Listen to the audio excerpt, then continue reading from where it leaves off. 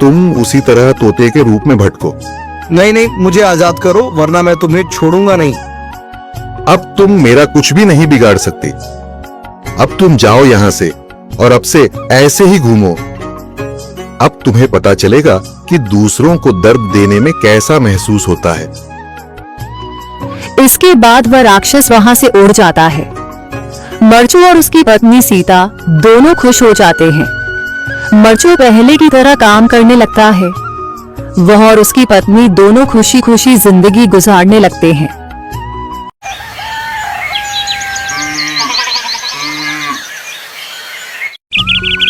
मरचू जंगल से लकड़ियां काटकर बाजार में बेचने गया, लेकिन उसे लकड़ियों के अच्छे दाम नहीं मिले। इस पर मरचू ने कहा, अरे भैया, इतने कम पैसे? इन पैसों में तो 2 वक्त का खाना भी नहीं मिलेगा। आप मुझे बहुत ही कम पैसे देते हैं।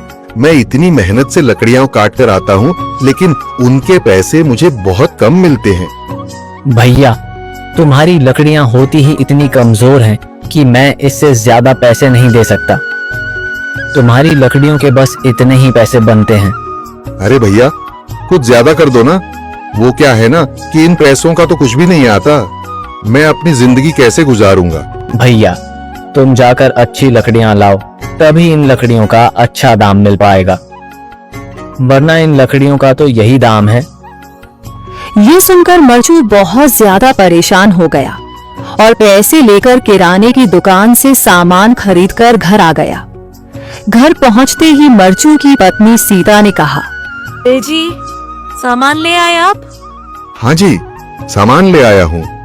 सीता के चेहरे पर खुशी छा जाती है, लेकिन जब उसने सामान देखा, जी इसमें तो बहुत थोड़ा सामान है। हाँ सीता, मुझे पता है कि यह सामान बहुत थोड़ा है, लेकिन मैं क्या करूं? मेरे पास जितने पैसे थे, मैं उतने का ही सामान लेकर आ गया हूँ। इस तरह हमारा गुजारा कैसे हो पाएगा जी?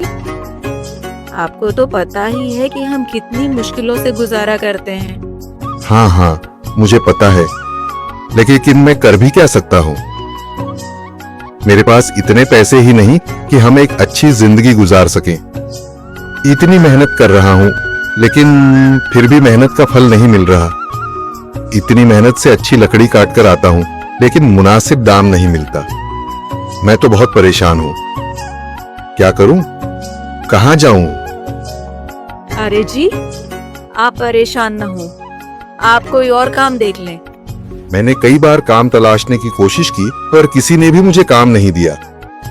ये सुनकर सीता भी काफी ज्यादा परेशान हो गई। मरचू से सीता की परेशानी नहीं देखी गई। उसने अपनी पत्नी सीता से कहा, मैं फिर से जंगल की ओर जा रहा हूँ।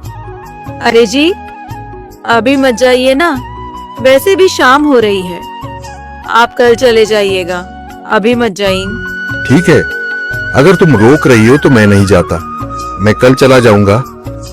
इसके बाद मरचू गांव में घूमने के लिए चला गया। तभी उसे एक आदमी मिला और उसने कहा, कहाँ जा रहे हो भैया? और सुनाओ, क्या हाल चाल है? जिंदगी कैसे गुजर रही है? अरे भैया, तुम्हें तो पता है कि लकड़ियां काटकर कैसे गुजारा होता है। हाँ भैया, तुम सही कह रहे हो। और आसपास के जंगलों में अच्छी लकड़ियां भी नहीं है। इसके लिए तो जंगल के अंदर जाना पड़ेगा। पर जंगल के अंदर तो काफी सारे जंगली जानवर होंगे। मुझे बहुत डर लगता है भैया, मैं जंगल में कैसे जाऊंगा? हाँ भैया, जंगली जानवर तो होंगे, लेकिन अच्छी लकड़ियां तो वहीं से ही मिलेंगी। ये सुनकर मरचू बहुत ज्यादा परेशान हो गया, लेकिन वह आदमी बिल्कुल ठीक कह रहा था। जंगल के किनारे की सारी लकड़ियां कट चुकी थीं। अब सिर्फ जंगल के अंदर ही अच्छी लकड़ियां बची थीं। अगली सुबह मरचू